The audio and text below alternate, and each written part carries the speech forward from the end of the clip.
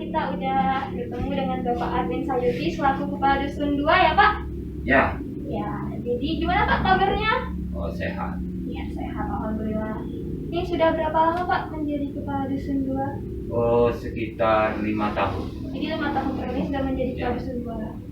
Jadi waktu pertama kali menjabat itu gimana sih keadaan Dusun 2 terutama masalah sampah nih? Kan Dusun 2 termasuk daerah pasar ya? Ya. Jadi gimana tuh keadaannya? Ya, waktu itu pada tahun 2015 akhir, saya ditunjuk sebagai kardus Dusun 2 ya. Itu saya lihat sampahnya itu terlalu banyak menumpuk di kalau dari sini itu di depan pasar itu terlalu banyak menumpuk.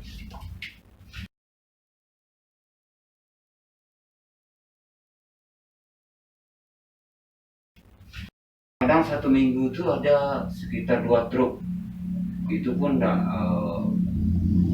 bisa diangkut semuanya. Jadi baunya itu tidak karuan lah di sini, kayak bau busuknya itu. Jadi baru saya coba untuk mengajukan ke desa, ke kecamatan untuk membuat sebuah himbauan ke masyarakat supaya orang itu tidak lagi membuang sampah di sana. Terus, jadi setelah himbauan itu bermacam-macam bentuk lah himbauan tuh. Ada berupa denda, ada berupa di penjara juga di situ.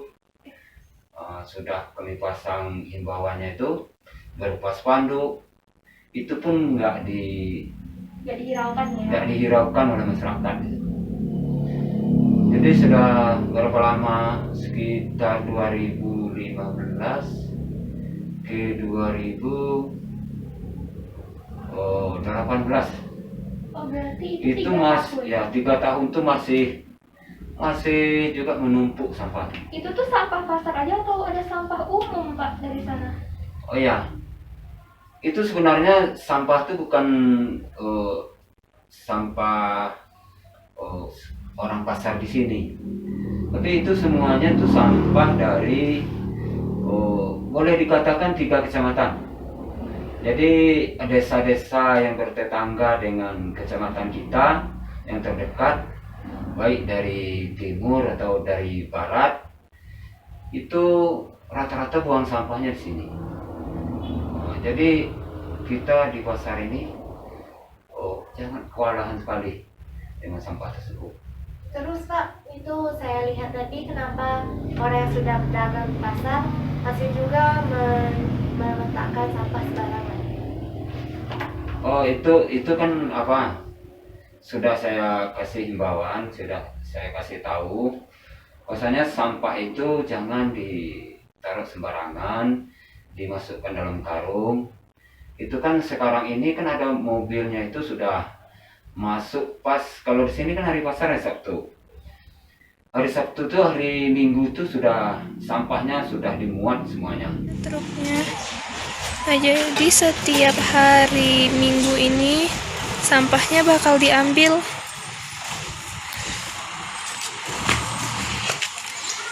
Nah, itu adalah truk sampahnya, guys. Jadi setiap hari Minggu warga pasar itu akan menumpuk sampah di depan rumahnya dan nanti diambil sama truk pengangkutnya. Ini sampah-sampahnya, guys, ditaruh di teras rumah. Sampah pasarnya. Ini semua sampah pasar. Nggak ada sampah umum ya di sini, sampah pasar semua ini. Berbeda dengan dulu.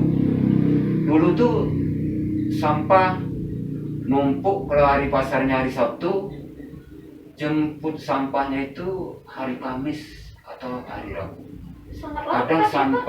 Kadang sampai hari Jumat. Jadi kalau ada pedagang kaki lima yang naruh sampah yang dekat-dekat tempat dia jualan, itu sebenarnya bukan dia membuang sampah sembarang, tapi dia mengamankan sampah tersebut untuk sementara waktu.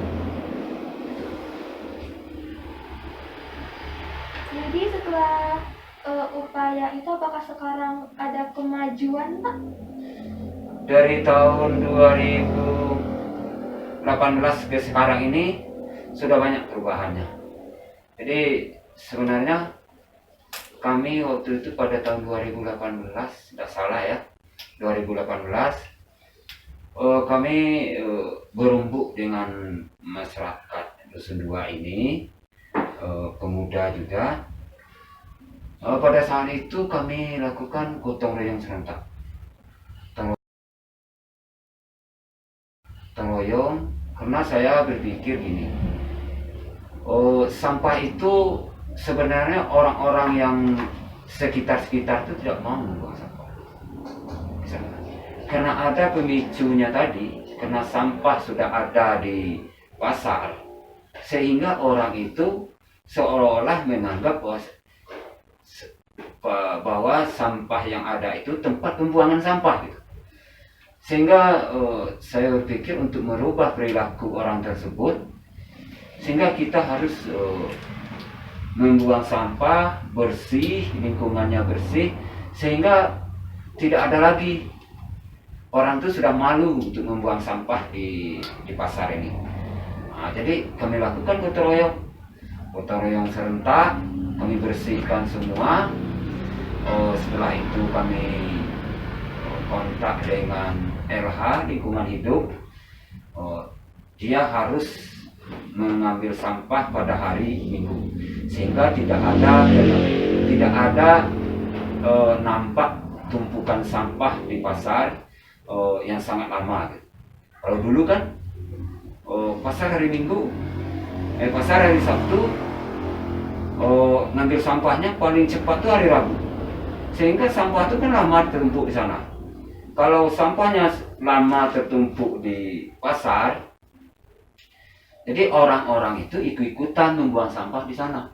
Nah, jadi solusinya kami bersihkan semua lingkungan itu. Setelah bersih, mobil pengangkut sampah dari LH itu kami percepat. Jadi pagi Minggu itu dia sudah mengambil sampah di pasar. Apakah warga sekitar sini nggak terganggu dengan bau sampah yang menyengat? Oh iya, sangat mengganggu sekali. Itu sebenarnya kan sampah dengan bau yang menyengat itu kan memunculkan bermacam-macam penyakit. Bisa penyakit diare. Apalagi sekarang ini kan banyak sedang bermasalah betul masalah stunting. Nah, itu sampah itu bisa mengurangi nafsu makan kita karena bau tersebut. Jadi kalau anak-anak kecil, balita, mungkin yang bayi nanti, jadi akhirnya dia nafsu makannya berkurang. Tambah lagi dia nanti sering sakit-sakitan. Akhirnya gizi yang diberikan ke anak-anak itu kan tidak sepenuhnya bisa diserap oleh tubuhnya. Kenapa? Karena dia nafsu makannya nggak ada. Akhirnya terjadilah kasus stunting. Mudah-mudahan dengan sampah ini yang sudah kita lakukan berbagai upaya, sekarang ini sampahnya sudah lumayan bagus. Mudah-mudahan tidak ada stunting. Tapi dulu ada stunting kok. Adik-adik ini kelas berapa? Kelas 10. Kelas 10, berarti kelas 1 SMA ya. Itu kan ada.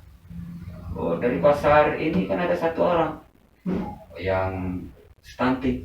Nah, jadi tidak salah saya, dia sekarang ini kelas 3 SMA. Tapi badannya kan masih seperti anak balita. Nah, itu namanya stunting. Nah, itu salah satu penyebabnya itu bisa saja dari faktor lingkungan tersebut. Nah, makanya saya berupaya sekuat tenaga untuk bersama-sama dengan masyarakat Dusun Dua, dengan pemuda juga untuk menangani itu. Iya, Pak. Jadi lumayan sulit juga ya untuk menangani sampah ini. Lagi yang tadi? Ya Pak, kan ini kan warga Indonesia sekarang kan udah terdampak COVID-19. Apakah pengunjung atau pedagang di pasar ini nggak diperketatkan lagi tentang memakai masker? Oh iya, itu kan kemarin itu kan ada new normal. Pada bulan sekitar Maret, April, Mei sampai Juni. Kemarin itu kan sedang galaknya COVID-19.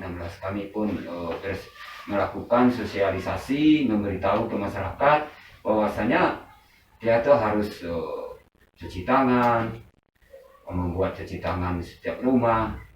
Saya sering cuci tangan, pakai masker, menjaga jarak dengan orang-orang sekitar. Jadi setelah new normal ini pada Juni, Juli, dan Agustus ya, itu masyarakat itu terlena. Nah, masyarakat terlena karena new normal ini dianggapnya itu kita normal-normal aja. Tapi padahal new normal ini adalah kita melakukan pekerjaan kita itu dengan kondisi di dalam COVID-19. New normal itu maksudnya boleh kita beraktivitas, boleh kita berjualan, boleh kita berpergian, tapi tetap menjaga protokol kesehatan. Nah, salah satunya pakai masker, jaga jarak, ya kan? Nah, cuci tangan. Nah, itu yang harus kita lakukan. Tapi nyatanya masyarakat karena kemarin itu sudah diperketat, sudah itu ada kelonggaran, akhirnya masyarakat terlena. Nah, ini sudah masuk lagi dengan kondisi yang memprihatinkan. Kenapa? Karena COVID-19 ini sekarang ini kan lagi naik lagi kasusnya. Di Jakarta ada PSBB Jadi ya Pak? ya di Jakarta itu sudah PSBB. Di perbatasan kita juga sudah dilakukan pengecekan secara rutin. Sudah ada satgasnya di sana yang mengecek suhu tubuh, ya kan, yang menganjurkan kita pakai masker. Nah, jadi mudah-mudahan ke depan nih nanti kami akan mensosialisasikan lagi bahwasanya pedagang-pedagang itu harus memakai masker. Siapkanlah tempat cuci tangan di depan dia berjualan. Nanti mungkin ada kunjungan dari masyarakat yang tidak kita ketahui dari jauh misalnya, kita tetap harus juga berjaga-jaga untuk mengatasi supaya jangan kita tertular dengan COVID-19. Kenapa ya Pak? Banyak orang yang tertular tapi nggak ada gejala. Ya, sebenarnya kan virus ini masuk ke tubuh, ada tubuh orang itu tuh sanggup dia menerima dari Imun virus itu. tubuhnya Imun kuat tubuhnya ya. itu kuat, daya tahan tubuh dia itu kuat. Jadi dia tidak menampakkan gejalanya. Padahal virus itu sebenarnya ada di dalam tubuh dia. Ada virus di dalam tubuh dia. Cuma tubuh dia itu kuat melawan. Nah, istilahnya seperti berperang. Nah, berperang antara ini tentaranya, yang ini misalnya musuh. Dia sama kuat, seimbang. Nah, kalau seimbang itu artinya dia tidak menampakkan gejalanya. Nah, gitu. Jadi dia masih bisa beraktivitas, dia tidak demam. Nah, tapi ketika imun tubuhnya sudah tidak mampu lagi untuk menahan, disitulah dia akan memperlihatkan nanti gejala-gejala dari COVID-19 itu. Bapak balik lagi ke pasar nih, untuk masalah sampahnya ini kan banyak sampah plastik, itu diupayakan mengupayakannya ada itu nggak sih, kayak daur ulang sampah ada nggak? Ya. Pendaur ulang sampah. Kemarin di apa di Batang Sangir ya, kami kan dusun dua ini termasuk ke desa Batang Sangir. Nah, desa Batang Sangir, kecamatan Kayu Haro. Jadi dulu itu ada tempat pendaur ulang sampah di desa Batang Sangir ini. Tempatnya di ujung timur Batang Sangir. Jadi nampaknya tempat apa pendaur ulang itu tidak berfungsi. Waktu itu saya juga sudah menyampaikan ke masyarakat bahwasanya sampah itu dikumpul, dipisah antara sampah basah, sampah kering. Nah, sampah kering itu misalnya yang plastik itu kan. Nah, jadi kita pisah. Nah, jadi dipisah yang sampah basahnya ini misalnya kulit sayur mayur, bekas-bekas dapur kita masak ya kan. Nah, itu bisa kita jadikan kompos. Nah, yang sampah plastiknya ini yang bisa kita manfaatkan untuk kerajinan tangan, bisa kita manfaatkan kerajinan tangan. Yang tidak bisa nanti yang bisa kita jual bisa diuangkan. Nah, ternyata itu susah juga untuk menerapkan di masyarakat karena kesadaran itu tuh sulit untuk dilakukan. Kesadaran dari masyarakat itu sendiri. Sebenarnya masalah sampah ini mulai dari diri kita sendiri. Kalau sampah kita bisa memisahkannya dari sampah basah, sampah kering, yang sampah kering nanti bisa kok dimanfaatkan untuk dijual aja. Tidak kita jadikan untuk kerajinan tangan, misalnya bisa juga dijual. Seperti sampah plastik kan, nah, walaupun harganya tidak seberapa, tapi kalau sudah tertumpuk banyak, ya cukuplah jadilah untuk jajan anak misalnya kan. Oh iya Kak, kan sampai segini banyaknya, itu terus dioper di mana Kak? Dikirim di mana? Oh, sampahnya? Iya. Sampah itu kan diangkut oleh LH. Iya. LH punya TPA. TPA-nya arah ke Sungai Gunung sana. Ke Sungai Gunung ya, tempatnya daerahnya saya kurang tahu persis di mana ya, tapi diangkut ke daerah Sungai Gunung. Jadi dia punya tempat TPA-nya, tempat pembuangan akhir namanya.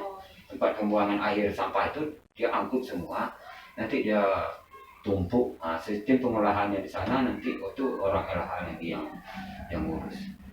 Jadi kita hanya berupaya bagaimana dusun kita tuh bebas dari sampah. Nah, itu yang kita upayakan.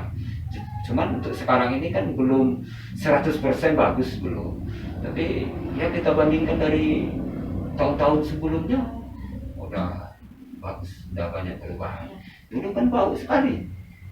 Asalkan lewat di pasar ini sudah tutup hidung semua. Tapi sekarang ini kan udah Apalagi lagi di pasar itu, pasar ikannya di depan ya Pak. Iya. Jadi memicu bau juga. Baunya memang benar Kak. Ya baunya. Oke. Mungkin hanya itu. Makasih Pak untuk infonya. Cuma itu ini ya infonya. Iya. Terima kasih sudah menyampaikan info, dan sekali lagi semoga pasar lebih bagus lagi lah untuk sampahnya. Iya. Ya sama-sama. Saya berharap ya adik-adik yang masih belajar sampah itu bisa membawa masyarakat. Nah, jangan kita memberikan contoh yang tidak baik ke masyarakat, tapi dari kita lah. Karena kalau yang tua-tua itu sudah susah untuk dirubah perilakunya. Tapi dari adik-adik ini belajarlah berperilaku yang baik. Jadi buang sampahnya yang benar, sistem pengolahan sampahnya yang benar. Jadi saya berharap ya adik-adik inilah penerusnya, supaya kalau kita berharap banyak dengan orang tua itu sudah payah diatur. Tapi kita lah yang membawa masyarakat untuk berperilaku hidup bersih dan sehat. Makasih Pak atas waktunya. Makasih yang udah nonton. Jangan lupa subscribe channel aku dan